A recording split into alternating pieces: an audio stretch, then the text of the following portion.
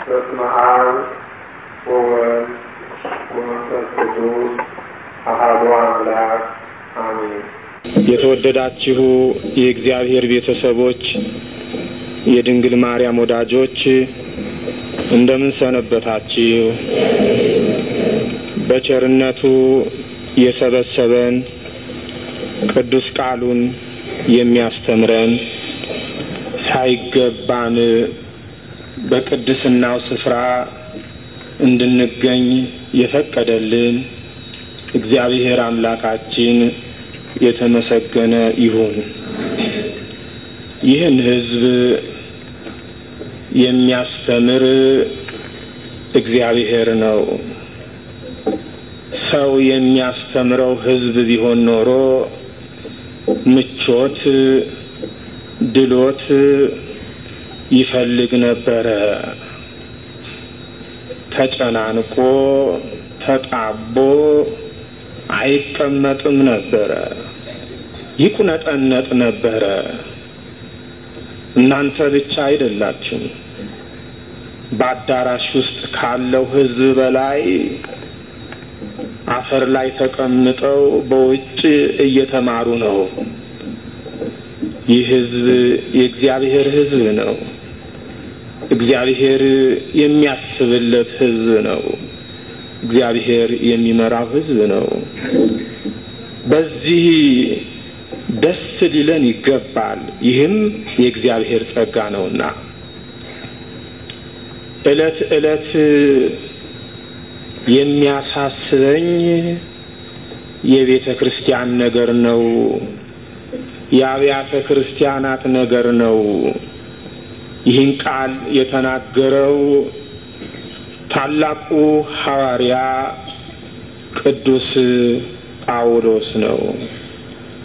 ቅዱስ ጳውሎስ ዕለት ዕለት የሚያጋጥሙት ብዙ ነገሮች ነበሩ። ችግሮች ያጋጥሙት ነበረ። ጽኑ የሆኑ መከራዎች ያጋጥሙት ነበረ። ይሄ ሁሉ ሳያሳስበው፣ ይሄ ሁሉ ሳይከብደው፣ ይህ ሁሉ ሳያስጨንቀው በመዓልትም በሌሊትም እረፍት የሚነሳው የቤተ ክርስቲያን ነገር ነበረ። የተጠራው ለቤተ ክርስቲያን እንዲያስብ ነበርና የተጠራበት ዓላማ ቤተ ክርስቲያንን እንዲያገለግል ነበርና ቅዱስ ጳውሎስ የደረሱበትን ችግሮች ሁሉ ዘርዝሯል። እንዲያውም እንዳበደ ሰው እናገራለሁ አለ። ዓለም ሲፈልግ እብድ ነው ይበለኛል። ጳውሎስን ነካ አድርጎታል ይበለኝ። የቤተ ክርስቲያን ነገር ግን እንዳበደ ሰው ያናግረኛል ነው ያለው።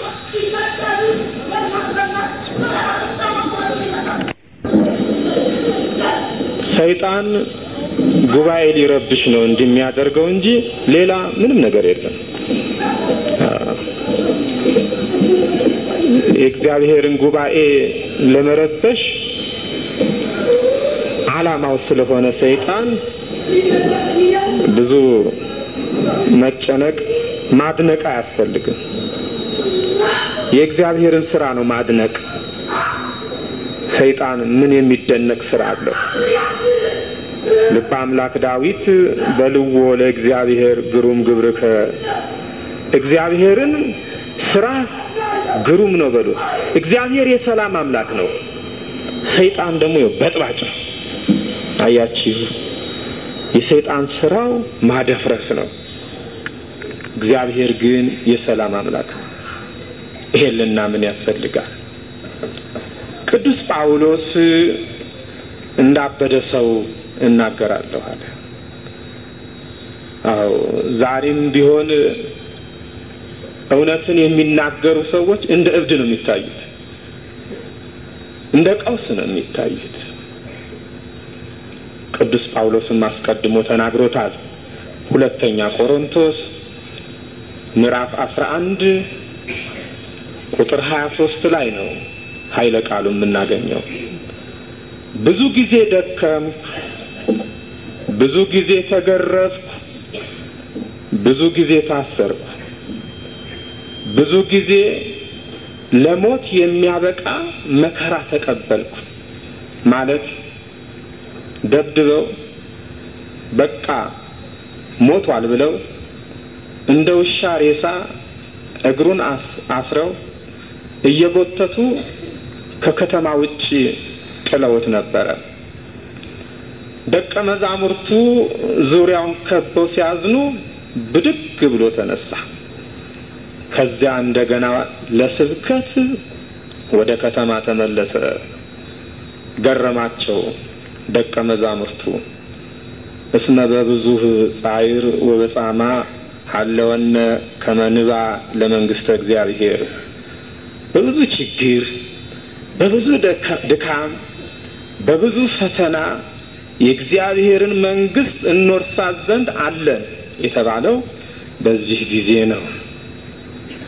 አይሁድ አንዲት ስትቀር 40 ግርፋት 5 ጊዜ ገረፉኝ፣ 3 ጊዜ መላልሰው በበትር ደበደቡኝ፣ 1 ጊዜ በደንጊያ ተወገርኩ። መርከቤ 3 ጊዜ ተሰበረ፣ ሌሊትና ቀን በባህር ውስጥ ኖርኩ። ይገርማል። 3 መዓልት 3 ሌሊት በጥልቅ ባህር ላይ በዋና አሳለፈው። እንዴት ቻለው? ተመልከቱ፣ እንዴት ቻለው? ኃይልን በሚሰጠኝ በክርስቶስ ሁሉን እችላለሁ ያለ ሐዋርያ በቃ እርሱ አስችሎታል ማለት ነው። በመንገድም ሁሉ ጊዜ መከራ እቀበል ነበር። በወንዝ ውሃ ሽፍቶች መከራ አጸኑብኝ። ዘመዶቼ እስራኤል መከራ አጸኑብኝ። ዘመዶቹ እንኳን አላዘኑለትም፣ ዘመዶቹ እንኳን አራሩለትም። ዘመድ ለዘመድ ሲጨካከን ደግሞ የባሰ ነገር ነው። ሕገ ወንጌልን ተቀበሉ ባላቸው፣ በአብ ወልድ በመንፈስ ቅዱስ ስም ተጠምቃችሁ ልጆች ሁኑ ባላቸው መከራ አጽንተውበታልና። አሕዛብ መከራ አጸኑብኝ። በከተማ መከራ ተቀበልኩ፣ በበረሃ መከራ ተቀበልኩ፣ በባህር መከራ ተቀበልኩ። ቢጽ ሐሳውያን ውሸተኞች ወንድሞች፣ ውሸተኞች ክርስቲያኖች፣ ውሸተኞች ወንጌላውያን፣ ውሸተኞች መንፈሳውያን የበግ ለምድ ለብሰው የመጡ መከራ አጸኑብኝ። በድካምና በጥረት ብዙ ጊዜም እንቅልፍ በማጣት በራብና በጥም ብዙ ጊዜም በመጦም በብርድና በራቁትነት ነበርኩ። የቀረውንም ነገር ሳልቆጥር ሳልዘረዝር ዕለት ዕለት የሚከብደኝ ዕለት ዕለት የሚያሳስበኝ የአብያተ ክርስቲያናት ነገር ነው አለ። ግርፋቱ አላሳሰበውም፣ ስደቱ አላሳሰበውም፣ ፈተናው አላሳሰበውም፣ እስራቱ አላሳሰበውም፣ መንገላታቱ አላሳሰበውም። ዕለት ዕለት የሚያሳስበው ዕለት ዕለት የሚከብደው የቤተ ክርስቲያን ነገር ነበረ። ቤተ ክርስቲያን አደራ ናትና፣ ቤተ ክርስቲያን አደራ ናትና ይሄን አደራ መጠበቅ እንዳለበት ያውቃልና ይሄን አደራ ሲጠብቅ አክሊልን እንደሚያገኝ ያውቃልና መከራን ተሰቅቆ መከራን ሸሽቶ የቤተ ክርስቲያን አገልጋይ መሆን አይቻልምና ክርስትና ማለት የቤተ ክርስቲያን አገልግሎት ማለት ወሬ ብቻ ሳይሆን ቀራንዮን መውጣት ነውና መስቀል መሸከም ነውና ክርስቶስን መምሰል ነውና። እንዲያውም ቅዱስ ጳውሎስ ለደቀ መዛሙርቱ ይህንኑ ነው የነገራቸው። ኃላፊነታቸውን እንዳይዘነጉ አደራ እንዲጠብቁ በሐዋርያት ሥራ ምዕራፍ 20 ቁጥር 28 ላይ በገዛ ደሙ የዋጃትን የእግዚአብሔርን ቤተክርስቲያን ትጠብቋት ዘንድ መንፈስ ቅዱስ እናንተን ጳጳሳት አድርጎ ለሾመባት ለመንጋው ሁሉና ለራሳችሁ ተጠንቀቁ። መንጋው በተኩላ እንዳይነጠቅ እናንተም በክህደት እንዳትወድቁ ሕጸጽ ሃይማኖት እንዳይገኝባችሁ ተጠንቀቁ። ከሄድኩ በኋላ ለመንጋው የማይራሩ ጨካኞች ተኩላዎች እንዲገቡባችሁ ደቀ መዛሙርትንም ወደ ኋላቸው ይስቡ ዘንድ ጠማማ ነገርን የሚናገሩ ሰዎች በመካከላችሁ እንዲነሱን ያውቃለሁ። ከሩቅ አይመጡም፣ ከመካከላችሁ ይነሳሉ። ጠማማ ትምህርትን፣ የውሸት ትምህርትን የሚያስተምሩ ሰዎች። ስለዚህ 3 ዓመት ሌትና ቀን በእንባ እያንዳንዳችሁን ከመገሰጽ እንዳላቋረጥ እያሰባችሁ ትጉ። በእንባ ጭምር ነው ያስተማራቸው። በእንባ ጭምር ነው የመከራቸው። በእንባ ጭምር ነው የገሰጻቸው። እንባ ኃይል አለው። እንባ ኃይል አለው። ዛሬ አይናችንንም ቢወጉን አናለቅስም። ምንድነው የሚያስለቅሰው? ዘመድ ሞቶበት ነው እንዴ? ስጋዊ ጥቅም ቀርቶበት ነው እንዴ? የቤተ ክርስቲያን ነገር እያንገበገበው፣ የቤተ ክርስቲያን ነገር እያስለቀሰው፣ እያሳሰበው፣ እየከበደው ነው የነገራቸው። የቅዱሳንን ሕይወት ብንመለከት ቅዱሳን በመጋዝ የተተረተሩት፣ በሰይፍ የተመተሩት፣ በእሳት የተቃጠሉት፣ የተሰደዱት፣ የተንገላቱት ለቤተ ክርስቲያን ብለው ነው። ቤተ ክርስቲያንን በማገልገላቸው ነው። እነ ቅዱስ እስጢፋኖስ በድንጋይ የተወገሩት፣ ለነጽሮተ ስሉስ ቅዱስ የደረሱት ለቤተ ክርስቲያን ብለው ነው።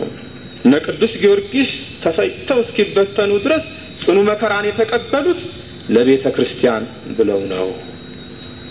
ታዲያ ሐዋርያት ቅዱሳኑ መከራ በመጣ ጊዜ ቤተ ክርስቲያንን ሲያገለግሉ ምእመናን እንዳይደነብሩ፣ አዲስ ነገር እንደመጣባቸው እንዳይቆጥሩ ይመክሯቸው ነበረ። በአንደኛ ጴጥሮስ ምዕራፍ 4 ቁጥር 12 ላይ ወዳጆች ሆይ በእናንተ መካከል እንደ እሳት ሊፈትናችሁ ስለሚሆነው መከራ ድንቅ ነገር እንደመጣባችሁ አትቁጠሩ። ነገር ግን ክብሩ ሲገለጥ ሐሴት እያደረጋችሁ ደስ እንዲላችሁ በክርስቶስ መከራ በምትካፈሉበት ልክ ደስ ይበላችሁ። ስለ ክርስቶስ ስም ብትነቀፉ የክብር መንፈስ የእግዚአብሔር መንፈስ በእናንተ ላይ ያርፋልና ብፁዓን ናችሁ፣ ንዑዳን ክቡራን ናችሁ ይላል። ስለ ክርስቶስ ብትነቀፉ። ስለ ቤተ ክርስቲያን መነቀፍ ስለ ክርስቶስ መነቀፍ ነው። ቤተ ክርስቲያን የክርስቶስ አካል ናትና ይህን ማመን አለብን። መሰረቷም ጉልላቷም ኢየሱስ ክርስቶስ ነውና። ደቀ መዛሙርቱን ምንድነው ያላቸው? በማቴዎስ 16 ቁጥር 24 ላይ እኔን መከተል የሚወድ ቢኖር ራሱን ይካድ፣ መስቀሉንም ተሸክሞ ይከተለኝ። ራሱን ያልካደ ሰው መስቀሉን ሊሸከም አይችልም። ራስን መካድ ማለት ምን ማለት ነው? በመጀመሪያ ፈቃደ ስጋን ለፈቃደ ነፍስ ማስገዛት። የመጀመሪያው ይሄ ነው። ፈቃደ ስጋውን ለፈቃደ ነፍሱ ያስገዛ ሰው ጨክኖ ነፍሱን ከስጋው የሚለይበትን ጽኑ መከራ የሚቀበልበት ሕይወት ይኖረዋል። የሚሸከምበት ትከሻ ይኖረዋል። ይህ ደግሞ የሚያስፈራ አይደለም፣ የሚያስደነግጥ አይደለም። ጌታችን ከትንሣኤው በኋላ ለደቀ መዛሙርቱ እንዲህ ብሏቸዋል። በዮሐንስ 16 ቁጥር 33 ላይ በዓለም ሳላችሁ መከራ አለባችሁ፣ ነገር ግን አይዟችሁ እኔ ዓለምን አሸንፌዋለሁ። ይሄ ተስፋ አለ። እኔ ዓለምን አሸንፌዋለሁ ማለቱ እኔ ዲያብሎስን አሸንፌዋለሁ፣ የዲያብሎስን ኃይል አድክሜዋለሁ። ከእንግዲህ ወዲህ በደቀ መዛሙርቴ ላይ ይሄ ዓለምን የሚያውክ ዓለምን ለመቆጣጠር የሚታገለው ዲያብሎስ ኃይል የለውምና አይዟችሁ ተብሏል። ይህ ተስፋ ነው በውስጣችን መቀረጽ ያለበት፣ በአይምሮአችን መሳል ያለበት። አንዳንዶቻችን ምን ችግር አለብን? የተጠራ ነው እንድናምን ብቻ ይመስለናል። የተጠራ ነው ስሙን እንድንጠራ ብቻ ይመስለናል። የተጠራ ነው በስሙ እንድናስተምር ብቻ ይመስለናል። የተጠራ ነው በስሙ እንድንዘምር ብቻ ይመስለናል። አይደለም፣ በስሙ መከራ እንድንቀበልም ጭምር ነው የተጠራ ነው። ይሄን ልናውቅ ያስፈልጋል። ከሁሉ በላይ ሐዋርያው ቅዱስ ጳውሎስ በፊልጵስዩስ ምዕራፍ 1 ቁጥር 27 ጀምሮ ይሁን እንጂ መጥቼ ባያችሁ ወይም ብርቅ በአንድ ልብ ስለ ወንጌል ሃይማኖት አብራችሁ እየተጋደላችሁ በአንድ መንፈስ እንድትቆሙ ስለ ኑሯችሁ እሰማ ዘንድ ለክርስቶስ ወንጌል እንደሚገባ ኑሩ። የምትነበቡ መጽሐፎች ሁኑ። ሕይወታችሁ ሲታይ የሚነበብ መጽሐፍ ለወንጌል እንደሚገባ ኑሩ። በአንድም ነገር እንኳን በተቃዋሚዎች አትደንግጡ። ተቃዋሚዎች እንዳሸን ቢፈሉ፣ ተቃዋሚዎች ቢበዙ አትደንግጡ። ይህም ለነርሱ የጥፋት ለናንተ ግን የመዳን ምልክት ነው። ይህም ከእግዚአብሔር ነው። ጸጋ ሆኖ ተሰጥቷችኋል። ይህ ስለ ክርስቶስ ተሰጥቷችኋልና የክርስቶስ ወገኖች በመሆናችሁ ስለ እርሱ ደግሞ መከራ ልትቀበሉ እንጂ በእርሱ ልታምኑ ብቻ አይደለም የተጠራችሁት።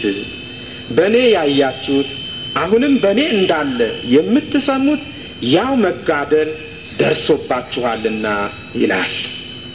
ተመልከቱ እንግዲህ ይሄንን ሁሉ ተሸክሞ ነው ቤተ ክርስቲያንን ማገልገል የሚቻለው። እገሌ ለምን አይኬን፣ እገሌ ለምን ገላመጠኝ፣ እገሌ ለምን እንዲተናገረኝ፣ ለምን እንቅፋት መጣኝ፣ ለምን እሾክ ወጋኝ እየተባለ ስለዚህ እያሰቡ የሚያገለግሉት ሕይወት አይደለም የቤተ ክርስቲያን አገልግሎት። መስቀልን መሸከም ችግሩ መስቀልን የምንሸከምበት ትከሻ በማጣታችን ነው። ለቤተ ክርስቲያን የሚያስብ ሰው መስቀሉን የተሸከመ ሰው ነው። እገሌ ለምን ለቤተ ክርስቲያን አያስብም? መስቀል ስላልተሸከመ። እገሌስ ለምን ያስባል? መስቀሉን ስለተሸከመ። ይሄ ነው ልዩነቱ። ለእግዚአብሔር ቤት ማሰብ፣ ለቤተ ክርስቲያን ማሰብ ሲባል ለአንድ ምእመን ሕይወት ማሰብም ለቤተ ክርስቲያን ማሰብ ነው። ለመንጋው ማሰብ ለቤተ ክርስቲያን ማሰብ ነው። ማህበረ ምእመናንም ቤተ ክርስቲያን ይባላሉና ለቅድስናው ስፍራ ማሰብ ለቤተ ክርስቲያን እምነት፣ ሥርዓት፣ ትውፊት ማሰብ ይሄም ለቤተ ክርስቲያን ማሰብ ነው። ልበ አምላክ ዳዊት በብሉይ ኪዳን ዘመን የእግዚአብሔር ቤት ነገር ያሳስበው ነበረ፣ በጣም ያሳስበው ነበረ። እኔ በጽድና በዝግባ ባማረና በተዋበ ቤት ውስጥ ተቀምጬ ታቦተ ጽዮን ግን ባሮጌ ድንኳን፣ የእግዚአብሔር ቤት ግን አሮጌ ድንኳን እያለ ያስብ ነበረ። በዚህም ምክንያት እንዲህ አለ። መዝሙር 131 ከቁጥር 1 ጀምሮ በእውነት ወደ ቤቴ ድንኳን አልገባም፣ ወደ ምንጣፌም አልጋ አልወጣም። ለዓይኖቼም መኝታ፣ ለሽፋሽፍቶቼም እንቅልፍ፣ ለጉንጮቼም ረፍትን አልሰጥም። ለእግዚአብሔር ስፍራ ለያዕቆብ አምላክ ማደሪያ እስካገኝ ድረስ ብሎ ለእግዚአብሔር ማለ፣ ለያዕቆብ አምላክ ተሳለ። እንዲህ ያደርጋል። ለእግዚአብሔር ቤት የሚያስብ ልብ ያለው ሰው ይሄንን ይመስላል። ዳዊትን ይመስላል። ቅዱስ ጳውሎስን ይመስላል። ከነብዩን ከናታን ጋር ተያይዘው ሱባኤ ቢገቡ ለንጉስ ዳዊት የስጋዌ ነገር ተገለጠለት፣ የልደቱ ነገር ተገለጠለት። ለነብዩ ለናታን ደግሞ የቤተ መቅደስ ነገር ተገልጦለታል። እግዚአብሔር ለወዳጆቹ ምስጢር የሚገልጥ አምላክ ነውና ልበ አምላክ ዳዊት የኢየሩሳሌምን ሰላም ይፈልግ ነበር። ኢየሩሳሌም ሰላም እንድትሆን ህዝቦቿ በሰላም እንዲወጡ በሰላም እንዲገቡ ይፈልግ ነበር። ለምን? ለስልጣኑ ሳስቶ ነው? ንጉስ ስለሆነ? ሰላም የደፈረሰ እንደሆነ ይህችን ስልጣኔን አጣለው ብሎ ነው? ሀብት ንብረቴን አጣለው ብሎ ነው? ምቾት ድሎት አጣለው ብሎ ነው? በመዝሙር 121 ቁጥር 9 ላይ እንዲህ ብሏል። ስለ አምላካችን ስለ እግዚአብሔር ቤት ላንቺ መልካምነትሽን ፈለኩ ይላል። ኢየሩሳሌምን እኮ ነው። ስለ አምላካችን ስለ እግዚአብሔር ቤት፣ ስለ ቤተ መቅደሱ የአምልኮቱ ሥርዓት እንዳይተጓጎል፣ ምስጋናው መዝሙሩ እንዳይተጓጎል ስላንቺ ብዬ ሰላምሽን ፈለኩ ብሎ ተናግሯል። ጥሩ እናሳጥረው፣ ወደኛ ህይወት እንመልሰው። እኛን ዛሬ የሚያሳስበን ምንድነው? ቀን ረፍት የነሳን ምንድነው? እውነትን እንናገር። እግዚአብሔር እውነትን ይወዳል። ለሊት እንቅልፍ የከለከለን ምንድነው? የምንሮጠው ለምንድነው? እኛን የሚያሳስበን የብርና የወርቅ ነገር ነው። ብዙ ብር ለማግኘት፣ ብዙ ወርቅ ለማግኘት ብር ገዛን እኮ ዛሬ። ወርቅ አሸነፈን ዛሬ። ብርና ወርቅ ሃይማኖታችንን አስጣለን። ብርና ወርቅ ለቤተ ክርስቲያን እንዳናስብ አደረገን። ብርና ወርቅ ወደ ቤተ ክርስቲያን እንዳንመለከት አደረገን። ብርና ወርቅ ሕይወታችንን ለእርሱ እንዳንሰጥ አደረገን። ምንድነው የሚሻለን? የመረጥነው ብርና ወርቅ ከጥፋት ያድነን ይሆን? ሕይወት ይሆነን ይሆን? መንግስተ ሰማያት ለመግባት ዋጋ ይሆነን ይሆን? እንዲህ ይላል የእግዚአብሔር ቃል ሶፎንያስ ምዕራፍ 1 ቁጥር 14 ታላቁ የእግዚአብሔር ቀን ቀርቧል። የእግዚአብሔር ቀን ድምጽ ቀርቧል፣ እጅግን ፈጥኗል። ኃያሉም በዚያ በመራራ ልቅሶ ይጮሃል። ያ ቀን የመዓት ቀን ነው፣ የመከራና የጭንቀት ቀን ነው፣ የመፍረስና የመጥፋት ቀን ነው፣ የጨለማና የጭጋግ ቀን ነው፣ የደመናና የድቅድቅ ጨለማ ቀን ነው። በተመሸጉ ከተሞችና በረዘሙ ግንቦች ላይ የመለከትና የሰልፍ ጩኸት ቀን ነው። በእግዚአብሔርም ላይ ኃጢአት ሰርተዋልና እንደ እውር እስኪሄዱ ድረስ ሰዎችን አስጨንቃለሁ። ደማቸውም እንደ ትቢያ ስጋቸውም እንደ ጉድፍ ይፈሳል። በእግዚአብሔርም ቁጣ ቀን ብራቸውና ወርቃቸው ሊያድናቸው አይችልም። እርሱም በምድር የሚኖሩትን ሁሉ ይጨርሳቸዋል። ምድር ሁሉ በቅንዓቱ ሰዓት ትበላለች ይላል የእግዚአብሔር ቃል። ምንድነው የሚሻለን? የሚሻለንን እንምረጥ። ምርጫውን ልበ አምላክ ዳዊት ይነግረናል። ሁሉ በእጁ ሁሉ በደጁ የነበረ ንጉስ በመዝሙር 118 ቁጥር 72 ላይ ከአይላፋት ወርቅና ብር ይልቅ ያፍ ሕግ ይሻለኛል አለ። ዓለም ዛሬ ብር ይሻለኛል፣ ዓለም ዛሬ ወርቅ ይሻለኛል ብሏል። እኛን የሚያሳስበን ምንድነው? እኛን የሚከብደን ምንድነው? የቤተ ክርስቲያን ነገር አይደለም።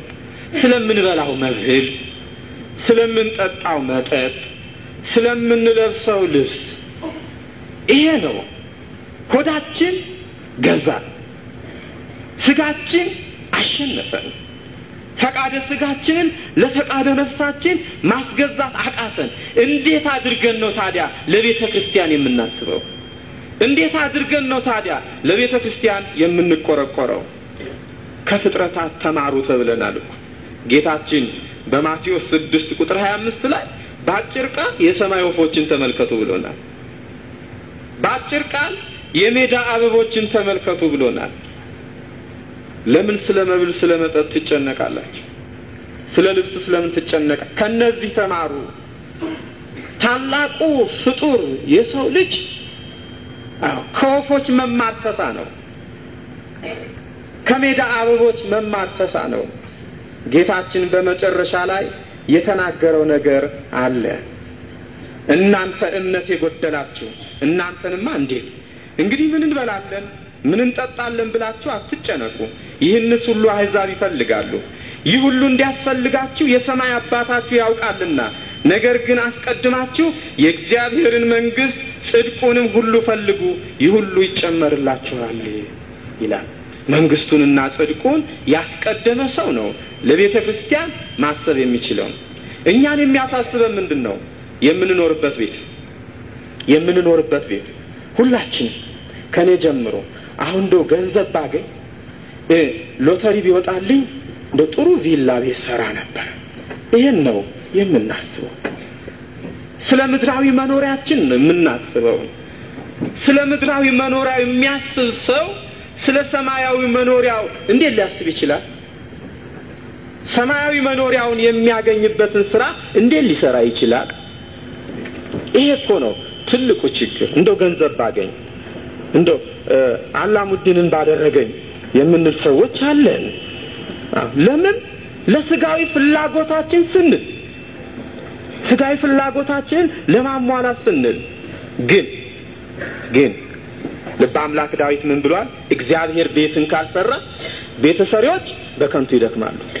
ያማረ ቤት ሰርተው ሳይገቡበት የተሰደዱ አሉ። ያማረ ቤት ሰርተው ሳይገቡበት የሞቱ አሉ። ያማረ ቤት ሰርተው ሳይገቡበት የታሰሩ አሉ። ይሄ ሁሉ ብናውቅ ኖሮ ለኛ ትምህርት ነበረ። እኛን የሚያሳስበው የትዳራችን ነገር። በትዳር ዓለም ያለን ሰዎች ትዳራችንን ሞቅ የምናደርግበትን ነገር ጥሩ ለመብላት፣ ጥሩ ለመጠጣት፣ ጥሩ ለመልበስ በቃ በዛች አስተሳሰባችን ከአንድ ጠባብ ጎጆ ጣራ በታች ሆኖ ይቀራል። እንዲህ ከተጋረደ እንዴት አድርገን ነው ቤተክርስቲያን የምንመለከተው? እንዴት አድርገን ነው ቤተክርስቲያን የምናስበው?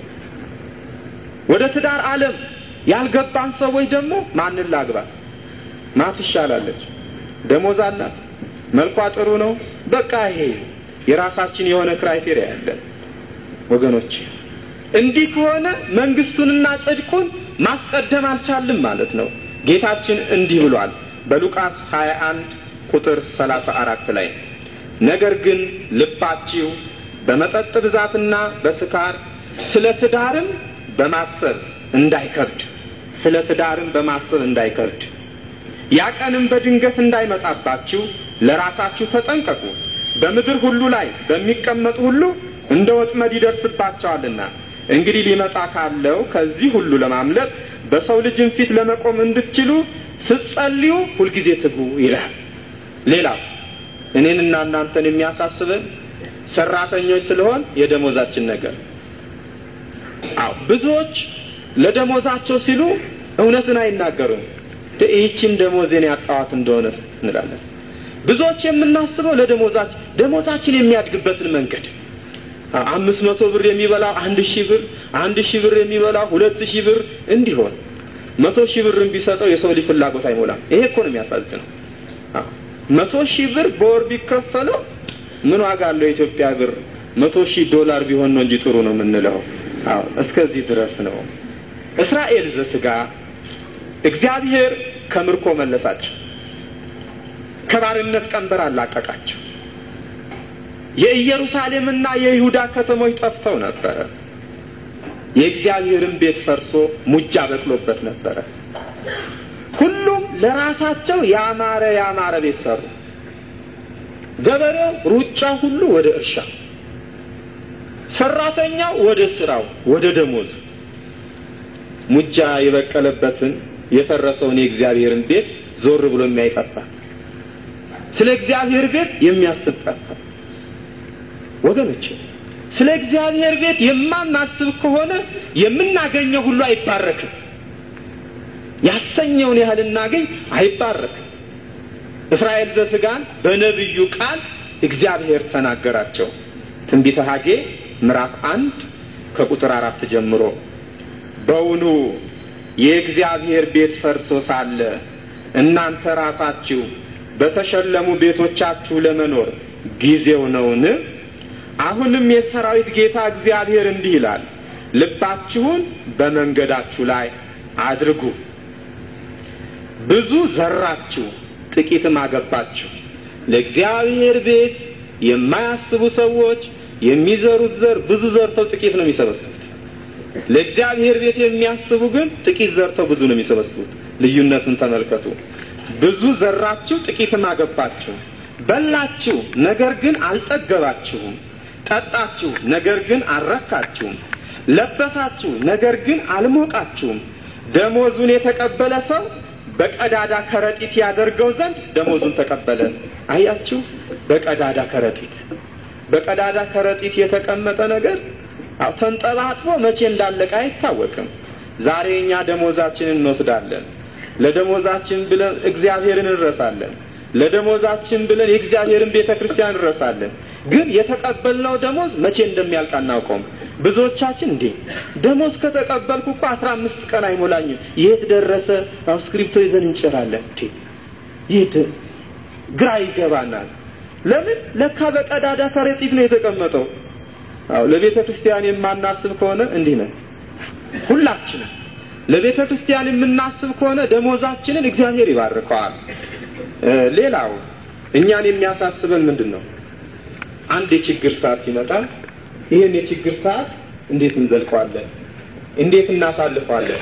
ወይ እቺ ደሞዜ ከወራት ታደርሰኝም፣ ወይ ይሄን የችግር ዘመን እንዴት አሳልፈዋለሁ? ይሄ ነው ያጎበጠን ሐሳብ የሆነብን። ነገር ግን የሰራፕቷን ሴት እናስታውሳት። አንደኛ ነገሥት ምዕራፍ 17 ያለችኝ እፍኝ የማትሞላ ዱቄት ናት፣ ያለችኝ ጭላይ ዘይት ናት። ይህችን ቂጣ ጋግሬ ግማሹን በልቼ ግማሹን ለልጅ አጉሼ ልንሞት ተዘጋጅተናል ነው ያለችው። ነገር ግን በእግዚአብሔር ቸርነት በነብዩ በኤልያስ አማላጅነት ያቺ ትንሽ ዱቄት ተባርካ፣ ያቺ ጭላይ ዘይት ተባርካ የራቡ ዘመን እስኪፈጸም ድረስ አላለቀችም። ወገኖቼ የራቡ ዘመን እስኪፈጸም ድረስ አላለቀችም። እግዚአብሔር እኛም ያለንን ትንሽ ነገር ይባርክልናል። የሕይወታችን ዘመን እግዚአብሔር የፈቀደልን እስኪፈጸም ድረስ የእግዚአብሔር በረከት አይለየንም። ይሄን ልናምን ያስፈልጋል። ሌሎቻችን ደግሞ የሚያሳስበን የልጆቻችን ነገር። ልጆቼን በምን አሳድጋለሁ? ወደ ሕይወታችን ልንመልሰው ያስፈልጋል። ድካማችንን ልንመለከተው ያስፈልጋል። ልጆች የእግዚአብሔር ጸጋዎች ናቸው። ከሁሉ በላይ ይሄን ማመን አለብን። በእኛ ጥበብ የተገኙ አይደሉም፣ በእኛ ጉልበት የተገኙ ግን በምን እናሳድጋቸዋለን? ምን እናበላቸዋለን? ምን እናጠጣቸዋለን? ምን እናለብሳቸዋለን? ለትምህርት ቤት ምን እንከፍልላቸዋለን? እንዲህ አይነት ችግር አለ። እንደው ስጋዊ ጥበብን የምንጠቀም ሰዎች አለን። መንፈሳዊ ሕይወትን ጀምሮ ስጋዊ ጥበብን መጠቀም ወደ ስጋዊው ዓለም መመለስ ነው ወገኖች። ይሄን ልናውቅ ያስፈልጋል። አራርቀን ብንወልድ እንዲህ ብንጠቀም እያል የራሳችን የሆነ ነገር እናስቀምጣለን። ነገር ግን ከዚህ በፊት ከዚህ ማስቀደም የሚገባን ነገር አለ። እስቲ በሁለተኛ ነገሥት ምዕራፍ 4 ከቁጥር 1 እስከ 8 ያለችውን ሴት እንመልከታት። ባል የሞተባት ሴት ናት። አንድ ሰው መጥቶ ዕዳ አለብሽ ክፈይ አላት። የለኝም አለችው። እንግዲያውስ ልጆችሽን እሸጣለሁ አላት። ልጆቼንስ አትሸጣቸው፣ የሙት ልጆች ናቸው፣ ያደራ ልጆች ናቸው፣ አሳልፌ አልሰጥም አለች።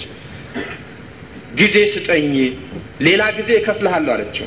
ልትበደር አይደለም፣ ዘመድ ልታስቸግር አይደለም፣ ከባንክ አላስቀመጠችም።